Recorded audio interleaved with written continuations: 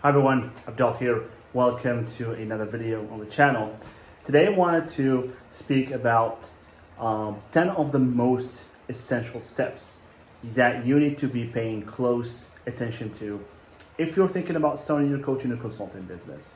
Now, during this video, I'm not going to be revealing any kind of groundbreaking idea that you've never heard before. Some of the stuff that I'm gonna reveal are common sense, are stuff that you've already heard before or heard elsewhere.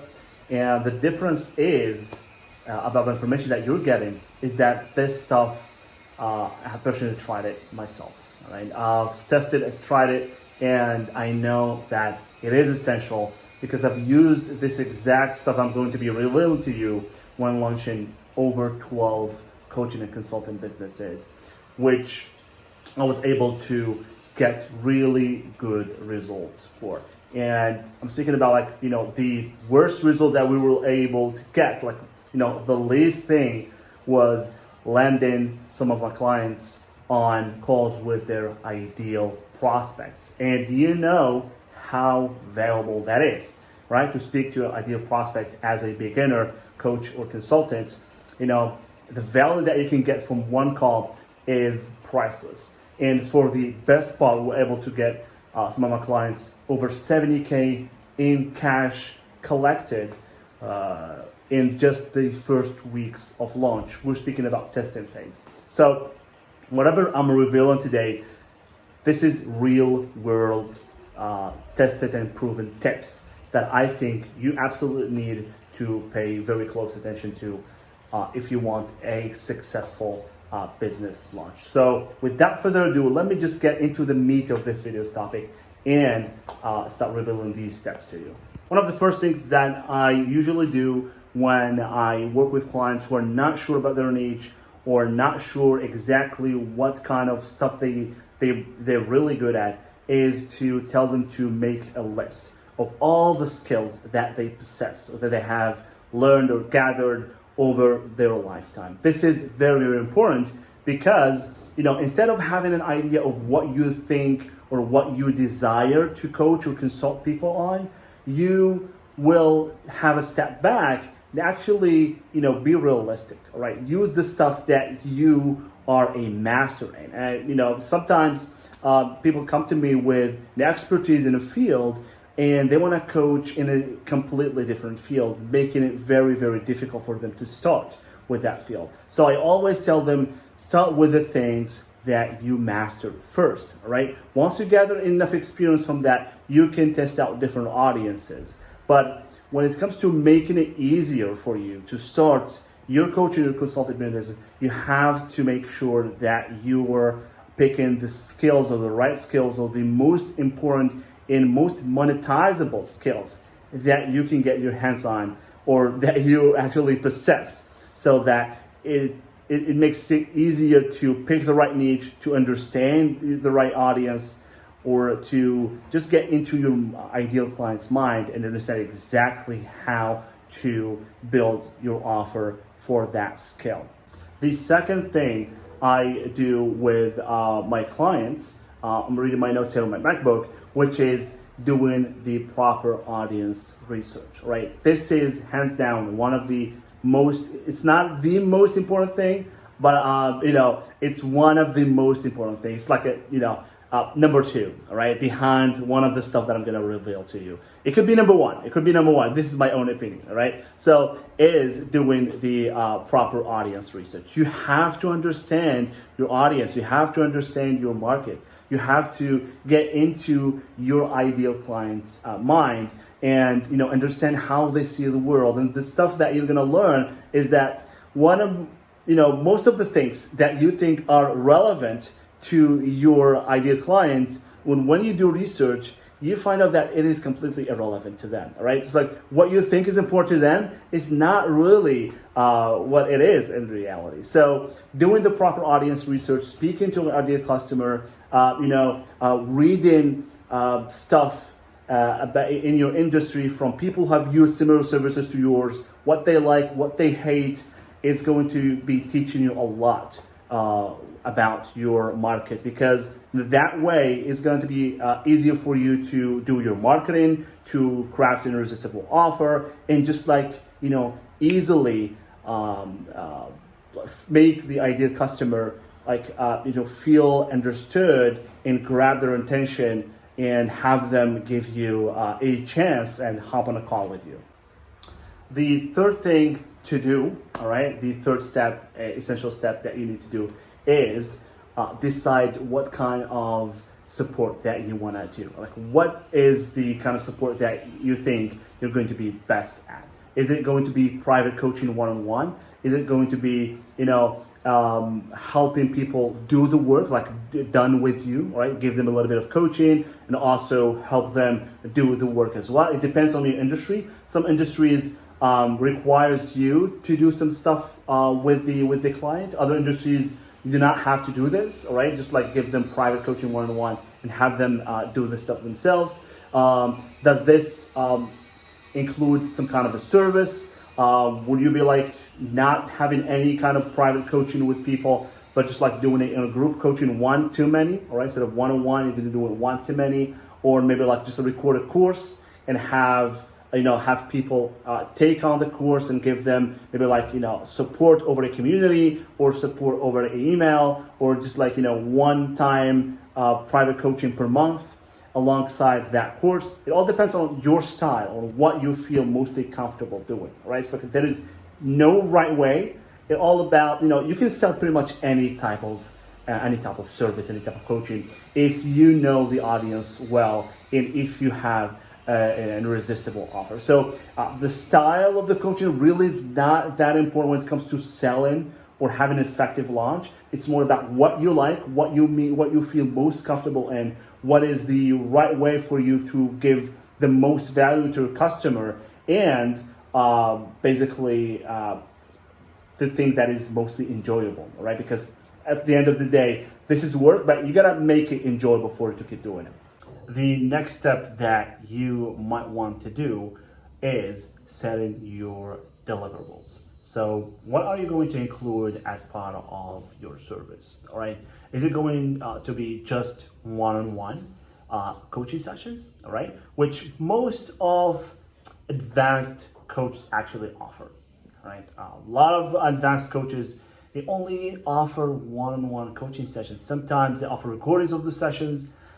Sometimes they offer recordings of group coaching sessions, and there's few small perks like support or access to support, stuff like that. This is like the old school way on how to do it. Now, a lot of new coaches prefer to have some kind of a course or an asset that comes with their service. Others actually offer to do some work for their clients. All right, they have other people, they do it themselves. Deliver, help their clients actually do the work. As I said, it's like a done with you offer where you provide them with coaching, but also give them help them do some part of the work.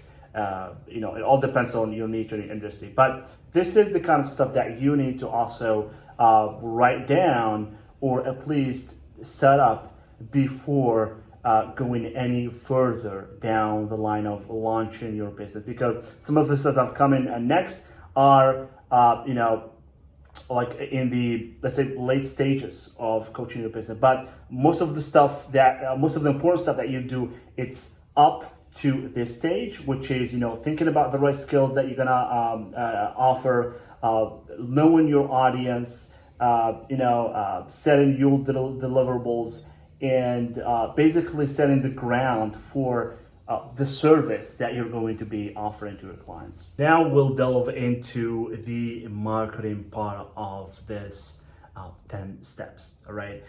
The next step that you want to do after setting up your deliverables and understanding exactly what you'll be including in your service, now comes the time to choosing the right marketing strategy, all right? So if you're willing to provide mostly one-on-one private coaching sessions, you're gonna need a marketing strategy that is fit for this kind of goal. If you're going to be delivering a course, all right, alongside a service, you're gonna need a strategy that is also going to be focusing on this kind of outcome. Although the right marketing strategy, I think that you will be mostly successful with as a new coach or consultant is the one that focuses on high ticket sales. I have many videos on my channel about the right strategy for new coaches, which promotes high ticket sales and high ticket programs. But mostly you're gonna be looking at a call funnel or an application funnel where the number one metric, which is the next step that you're gonna focus on, which is choosing your metric, right? So if it's course sales, if it's membership, if it's calls for your high ticket offer that you can close on. So I recommend, all right, so here we're dealing with 2 steps, all right? So choosing the right marketing strategy, but also choosing your key metric, right? So choosing the marketing strategy that promotes high ticket sales, and then your key metric would be calls. How many calls can you get with that marketing strategy? Or,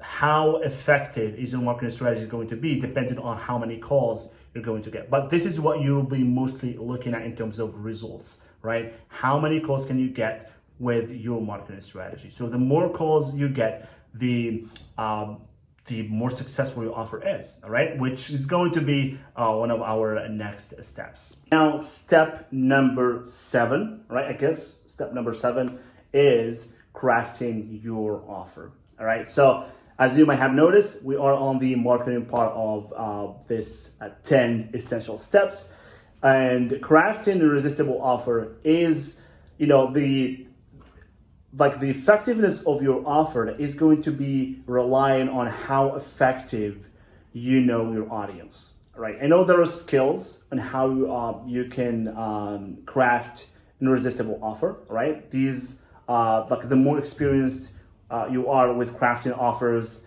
the easier it's going to be, or the more effective the offer that you're going to create is going to be. All right, that's what I do. But you can hire people to do that for you. But mostly you want to learn how this stuff works. All right, you want to learn the basics of crafting a irresistible offer. So that's why I said knowing your ideal customer, doing research about your audience, about your market, is going to be very, very helpful, and it's going to determine the success of your marketing strategy, the success of your offer. So because basically an irresistible offer includes I usually craft it in a headline, like, all right? I have a framework that I've already shared on my other channels, my other YouTube videos.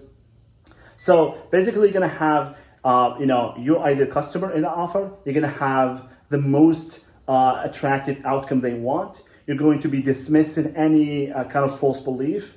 Ideally, choose the most persistent false belief they have. But also, you're going to be also dismissing any kind of pain that is attached to achieving that goal. Now comes the time to speak about one of the most important steps that you can do to successfully launch your coaching or consulting business and have results fast. And this step is launching actually your sales funnel, or building your sales funnel.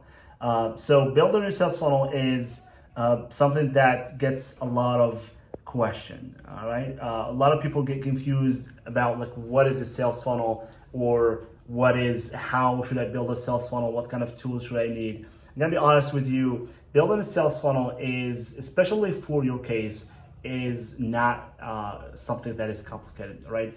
If you follow the right funnel for your circumstance, all right, which is, the strategy for new coaches or consultants. I have a video on my channel, I think it's my last video on my channel, where I speak about this exact topic, and I show you exactly what is this type of funnel, which is the call funnel I just mentioned earlier in this video, right? So it focuses on high ticket. Its goal is to land you on calls with your ideal client. And if you choose this kind of funnel, all you have to do is set up a page, right? Do your copywriting on that page, and have a place where people can book appointments with you, and that's it. All right, so you can do that on WordPress, you can do that on ClickFunnels if you want, or Go High Level, or whatever tools you want to use, but it doesn't have to be a specific tool. Any page, any place where you can host a page, do the copywriting, and customize it as you want, of course, and another place where you can book appointments, and that's it. All right, it's all about your offer. It's also about how you frame your offer and the copywriting that you do. And the copywriting depends on some of the work that you've done previously, which is research about your audience and crafting a compelling offer. All right, so this is step number step number 8. All right, now step number 9 is focusing on collecting feedback when launching your strategy,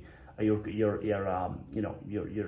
funnel, right? So feedback, basically how your offer performs. If it's good, that is feedback. If it's less good or not very good, it doesn't provide any results, that's also feedback. So you might want to tweak a few things, all right? Tweak your offer, add a few stuff to your page, all right? Try to amplify more the problem and simplify the solution. Educate the reader about the problem. Show them that you know your stuff, that you understand them, that they're going to be in good hands, all right? So that is collecting feedback. This is very important. That's how we do it with our clients.